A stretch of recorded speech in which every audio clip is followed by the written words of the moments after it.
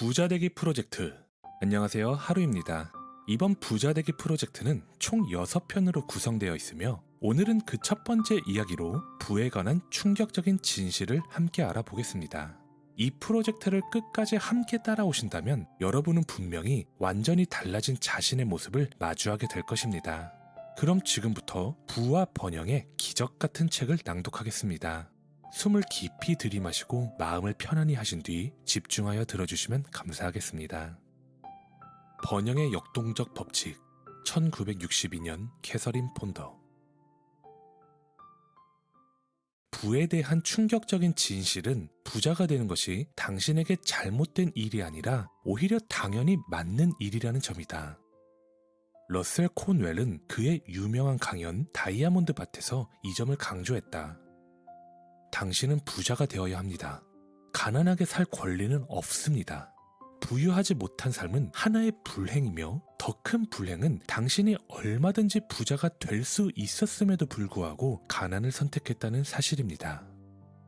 우리는 정직하고 명예로운 방법으로 부를 이루어야 하며 바로 그런 방법들만이 우리를 신속히 부의 목적지로 이끌게 된다. 여기서 부유하다는 것은 단순히 돈이 많다는 뜻이 아니다. 그것은 삶 속에 좋은 것들이 넘쳐나고 더 충만하고 만족스러운 삶을 살아간다는 의미이다.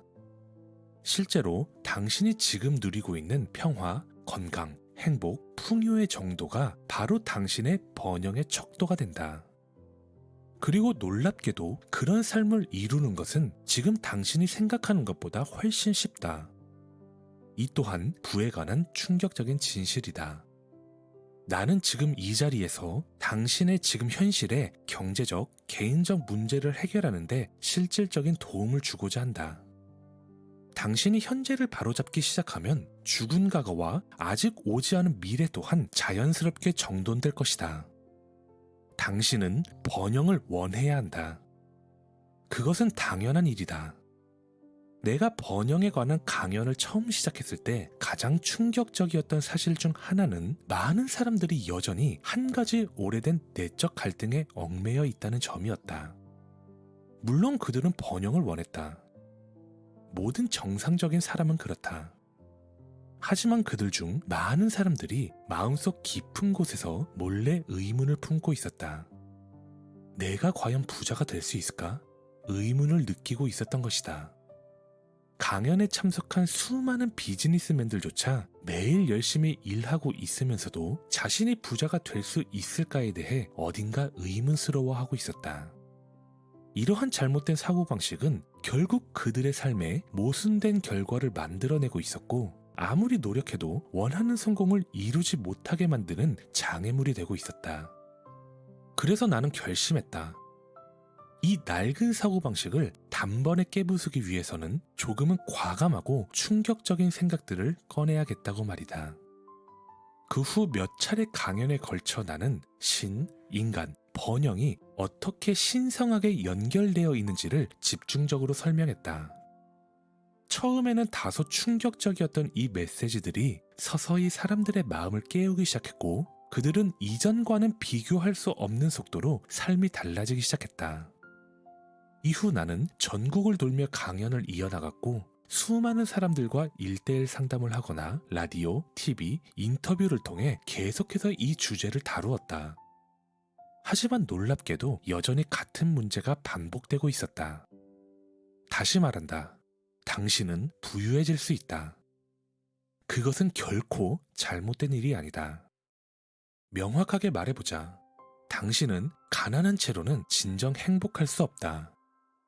그리고 가난할 필요도 없다. 가난은 죄악이기 때문이다. 가난이란 인간이 자신을 향한 신의 무한한 축복을 보지 못한 결과로 만들어낸 지옥의 또 다른 얼굴이다. 그것은 더럽고 불편하고 인간성을 훼손시키는 비참한 경험이다. 실제로 가난은 일종의 질병과 같다. 그리고 그 병이 극심해지면 광기에 가까운 상태로까지 치닫게 된다. 가난은 감옥을 도둑과 살인자로 채우게 된다. 사람들을 술로, 매춘으로, 마약으로, 심지어 자살로 몰아간다. 재능 있고 똑똑한 아이들조차 비행과 범죄로 내몰게 된다. 사람들이 평소라면 상상도 하지 못할 행동을 하게 만드는 무서운 원인이다. 어느 의사는 나에게 이렇게 말했다. 만약 돈 걱정만 없다면 제 병원 환자 수는 지금의 반도 되지 않을 겁니다. 대부분이 경제적 스트레스, 불안, 긴장에서 비롯된 병이니까요. 일각에서는 인류의 병과 고통 중 19은 가난이 만든 것이라는 추정까지 나오고 있다. 만약 지금까지 당신이 부족함과 결핍 속에서 살고 있었다면 그것은 곧 재정적인 나쁜 습관 속에서 살아온 것이다. 이건 역시 우리가 마주해야 할 번영에 관한 충격적인 진실이다. 그러나 희망이 있다. 당신은 더 이상 그런 삶을 계속 살 필요가 없다. 당신에게는 길이 있다. 번영이란 당신이 타고난 신성한 유산이다. 또한 신 역시 당신이 부유하게 살기를 원하신다. 이것이야말로 번영에 대한 충격적으로 기분 좋은 진실이다. 그리고 명심하라. 당신이 풍요롭지 않다면 자신에게도 타인에게도 큰 도움이 되기 어렵다. 번영을 바라지 않는 사람은 어딘가 비정상적인 상태에 있다. 왜냐하면 번영 없이 살아간다는 것은 곧 비정상적인 삶을 의미하기 때문이다. 우리는 육체적 삶을 온전히 누리기 위해서도 적절한 음식, 따뜻하고 편안한 옷, 안전한 집, 그리고 과도한 노동에서 벗어난 자유가 필요하다. 휴식과 여가 또한 신체적 삶에 꼭 필요한 요소다. 또한 정신적인 삶을 온전히 살기 위해서는 창조적인 지적 활동, 책을 읽고 사색할 시간, 음악과 예술, 다양한 문화적 즐거움을 향유할 여유, 그리고 뜻을 함께하는 사람들과 교류할 기회와 여행을 위한 자금이 필요하다. 영적인 삶을 충만하게 살아가기 위해서도 마찬가지다. 고요한 명상과 기도, 깊은 영적 공부를 할 시간, 그리고 같은 길을 걷는 사람들과의 교감이 반드시 필요하다. 이 모든 것을 가능하게 해주는 기반이 바로 번영이다. 그러므로 당신이 부유해야 한다는 것은 단순한 욕망이 아니라 육체적, 정신적, 영적 성장과 복지를 위해 필수적인 조건이다. 그러니 부족한 삶을 당연한 듯 받아들이거나 결핍을 내 운명이라 합리화하지 말라. 그 어떤 이유로도 그런 상태를 스스로 정당화해서는 안 된다. 또 반대로 나는 남을 돕기 위해 부자가 되고 싶다는 식으로 겸손하게 포장할 필요도 없다. 그런 목적은 부수적인 것이고 본질은 아니기 때문이다. 당신이 풍요로워야 하는 이유는 단 하나다. 당신이 그럴 자격이 있기 때문이다. 번영은 당신의 신성한 권리요, 당신 존재 자체에 내재된 축복이다. 성공은 이미 신에 의해 예정된 길이다. 그러니 매일의 삶 속 모든 일상과 일, 경제적 문제를 포함한 모든 상황 속으로 그분을 초대하라. 신에게 인도와 지혜를 요청해 보아라. 그러면 당신의 삶의 모든 부분이 얼마나 놀랍도록 나아지는지 직접 체험하게 될 것이다. 이 책에서 말하는 부란 단순한 재산이 아니라 풍성하고 위대한 삶을 뜻한다. 그리고 바로 그것이야말로 번영을 믿는 사람이 추구해야 할 삶의 모습이며 마땅히 기대해야 할 영적 권리이다. 성경에서도 분명히 말하고 있다. 당신이 결핍과 한계를 받아들이며 사는 것은 자신은 물론 하나님조차 기쁘게 하지 못하는 삶이라는 것을 말이다. 성경의 첫 장에서부터 이렇게 말하고 있다. 하나님은 인간을 위해 풍요로운 우주를 창조하셨다고. 그러니 감히 말하라. 번영은 나의 신성한 유산이다. 신께서 당신에게 주기를 원하시는 것은 그저 생존을 위한 최소한의 수단이 아니라 무한한 선과 충만한 삶이다. 올바른 태도는 당신의 모든 청구서를 기꺼이 지불해 줄 것이다. 자, 이제 당신 안에 가장 중요한 번영의 태도를 확립할 때다. 바로 신은 이 풍요로운 우주의 창조주시며 인간이 누릴 모든 공급의 근원이 되신다는 확고한 인식이다. 어쩌면 당신은 이렇게 생각할지도 모른다. 그런 마음가짐이 정말 현실적인 도움이 되나? 그러한 태도 하나로 아이에게 좋은 신발을 사주고 좋은 음식을 먹으며 풍요로운 생활을 할 수 있다는 말인가? 그렇다. 그럴 수 있다. 최근 나는 한 젊은 여성을 만났다. 그녀는 말 그대로 세상의 모든 역경을 겪고 있는 사람이었다. 갑작스런 마비 증세로 쓰러졌고 그 와중에 그녀의 남편은 도박과 음주에 빠져 아무런 일도 하지 않다가 결국 아이들만 남긴 채 그녀를 버리고 떠났다. 그녀에게 지붕은 있었지만 집은 이미 담보대출로 묶여 있었고 남편에게서 받는 작은 양육비는 턱없이 부족했다. 하지만 놀랍게도 내가 그녀를 찾아갈 때마다 수개월간 침대에 누워 지내고 최근엔 휠체어에 의지하고 있음에도 불구하고 그녀는 항상 밝은 얼굴로 말했다. 또 새로운 공급의 문이 열렸어요. 어느 날 그녀는 이렇게 말했다. 지인에게서 몇 달간 쓸 수 있는 음식이 배달됐고 멀리 다른 주에 사는 친척이 갑자기 아이들의 옷값을 보내줬어요. 제 병원비는 해외에 있는 친구가 도와주고 있고요. 정말이지 필요한 건 하나도 빠짐없이 다 채워지고 있어요. 심지어 집 외벽을 칠한 페인트까지 생겼고 이웃이 자청해서 직접 다시 칠해주기로 했어요. 나는 물었다. 당신의 번영의 비결은 무엇입니까? 당신은 휠체어에 앉아있고 고정 수입도 없는데 어떻게 단 한 번도 밀리지 않고 모든 청구서를 제때 낼 수 있었던 거죠? 그녀는 미소 지으며 조용히 말했다. 저에게 힘과 공급의 근원이 되어준 건 단 하나의 기도문이에요. 금전적인 필요가 생길 때마다 저는 조용히 마음속으로 이 말들을 되뇌었어요. 고요히 머물러라. 지금 이 상황 속에서도 신께서 나를 위해 일하고 계심을 알아라. 어느 날 그녀는 집의 담보대출 상환금 40달러를 내야 했다. 하지만 그녀의 통장에는 단 한 푼도 없었다. 그녀는 단지 조용히 마음속으로 이렇게 되뇌기 시작했다. 고요히 머물러라. 지금 이 상황 속에서도 신께서 나를 위해 일하고 계심을 알아라. 그날 종오 무렵 그녀는 상황에 대해 설명할 수 없는 깊은 평안을 느꼈고 그 감정을 따라 명상 시간을 마무리했다. 약 1시간쯤 지나 이웃 한 사람이 문을 열고 들어와 그녀의 손에 돈을 쥐어주었다. 그는 이렇게 말했다. 우리 모임에서 당신 이야기가 나왔어요. 회비에 조금 여유가 있어서 이건 당신과 나누고 싶다는 마음이 들었어요. 그가 건넨 액수는 정확히 40달러. 그녀가 내야 했던 집 대출 상환금과 한 푼도 틀리지 않았다. 이 여성은 신을 자신의 공급의 근원으로 인식하고 그 믿음을 행동으로 증명했다. 그리고 그 근원은 건강이 무너지고 배우자에게 실망하고 재정이 불안정한 극한의 상황에서도 결코 그녀를 외면하지 않았다. 물론 그녀의 바람은 언젠가 스스로 자립하여 이웃이나 친척, 친구의 도움 없이도 경제적으로 독립하는 것이다. 그리고 분명 그녀는 그 꿈을 이룰 것이다. 왜냐하면 그녀는 끝까지 풍요로운 사고방식을 붙잡고 있기 때문이다. 그녀는 지금 수년간 걷지 못했던 다리로 다시 일어서기 시작했고 조만간 일을 할 수 있을 정도로 회복되고 있다. 그녀의 삶은 매일매일 이렇게 증명하고 있다. 신의 풍요로운 공급은 어떤 예기치 못한 상황 속에서도 그 순간 필요한 것을 반드시 채워준다.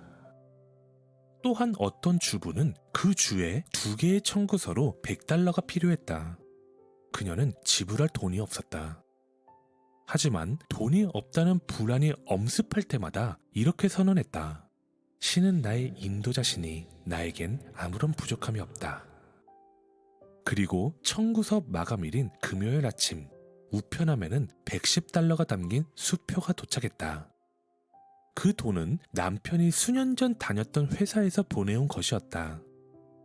회사 측은 편지에서 이렇게 밝혔다. 남편분의 계정에 정리되지 않은 금액이 남아 있었고 이를 정리하기 위해 잔액을 보내드립니다. 또 다른 이야기도 있다. 한 가장은 자녀가 많은 대가족의 가장이었고 월급은 한 달에 한 번 지급되고 있었다. 하지만 월급날까지는 일주일이 남았고 집에 남은 식재료는 점점 줄어가고 있었다. 금요일 아침 아내는 이렇게 말했다. 내일이 장 보는 날인데 식료품이 거의 안 남아 있어요.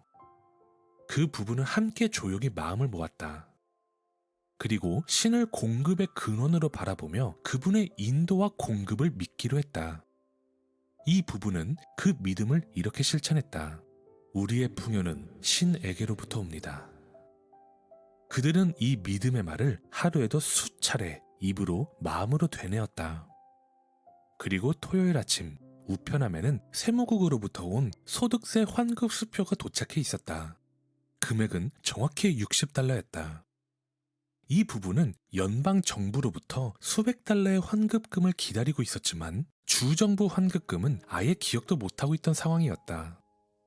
그 $60는 다음 급여일까지 필요한 생활비를 딱 맞게 채워주었다. 이처럼 신을 모든 부의 근원이자 당신의 삶 전체의 중심으로 받아들일 때 가장 놀라운 일이 일어난다. 삶의 모든 영역이 점차 안정되기 시작한다. 아마 당신은 이렇게 생각했을지도 모른다. 만약 나의 번영이 궁극적으로 신에게로부터 온다면 도대체 풍요로운 사고방식은 왜 필요한 걸까? 생각이 내 재정에 무슨 상관이 있단 말인가? 신의 풍요로운 공급은 당신의 주변에 보편적으로 존재하며 당신 안에도 재능과 능력, 표현되기를 바라는 아이디어의 형태로 내재되어 있다. 그러나 이 풍요로운 자원과 실체는 접촉하고 활용해야 한다. 그리고 당신의 태도, 사고, 믿음, 관점이 그것과 연결되는 통로가 된다. 그 통로는 당신의 생각과 아이디어, 그리고 그것이 이끄는 반응을 통해서만 열릴 수 있다. 따라서 풍요로운 사고는 풍요로운 결과로 가는 길을 열게 되는 것이다. 자주 이렇게 선언하라. 나는 내 안에, 내 주변에 있는 번영을 일깨우겠다. 나는 모든 방향에서 행복과 성공, 진정한 성취로 축복받는다. 이러한 선언만으로도 우주의 풍요가 움직이기 시작하며 당신에게 끌려오고 당신을 통해 표현되기 시작할 것이다. 번영에 관한 또 하나의 충격적인 진실은 이렇게 말할 수 있다. 당신의 생각이 지금의 당신을 만들었고 오늘 이후의 당신 또한 당신의 생각이 만들어갈 것이다. 이 사실을 자각할수록 사람이나 장소, 조건이나 환경이 당신에게 주어진 번영과 성공을 가로막을 수 없다는 것을 알게 될 것이다. 당신이 의식적으로 풍요로운 사고를 성공의 동반자로 삼는 순간부터 그렇게 된다. 과거에 당신을 방해했던 사람과 환경은 당신을 돕기 시작하거나 사라질 것이며 대신 새로운 사람과 환경이 나타나 당신의 성공을 도울 것이다. 이것이 풍요로운 사고의 힘이다. 풍요로운 생각 하나는 실패의 생각 1000개보다 강하며 2개의 풍요로운 태도를 지속적으로 유지하고 표현하는 것은 실패의 태도 10,000개보다 강력하다. 성공은 풍요로운 태도를 좋아한다. 이것은 확실하다. 신 또한 풍요로운 태도를 기뻐하시는 듯하다. 다른 사람들 또한 그 태도에 이끌리고 그것을 위해 함께 일하게 된다. 다음의 번영에 관한 충격적인 진실들도 자주 상기해 보아라. 풍요로운 사고를 의도적으로 활용하면 그것이 풍요로운 아이디어, 풍요로운 행동, 풍요로운 결과로 이어지며 그렇게 번영은 빠르게 찾아올 수 있다는 것이다. 이제 기쁘고 기대하는 마음으로 풍요의 역동적인 법칙들, 당신의 삶을 변화시킬 수 있고 실제로 변화시키는 영적이며 정신적인 법칙들 속으로 들어가라. 지금 이 순간부터 당신은 제한, 결핍, 실패로부터 벗어나기 시작할 수 있다. 그리고 앞으로의 여정은 기쁨을 주며 만족스러운 결과를 가져다주는 경험으로 가득할 것이다. 이것이 풍요로운 사고의 힘이며 그것이 바로 번영에 관한 충격적으로 기쁜 진실이다. 이것으로 부자되기 프로젝트 1편의 낭독을 마치겠습니다. 오늘도 여러분의 빛나는 여정을 진심으로 응원합니다. 구독과 좋아요는 사랑입니다. 하루북드림이었습니다. 감사합니다.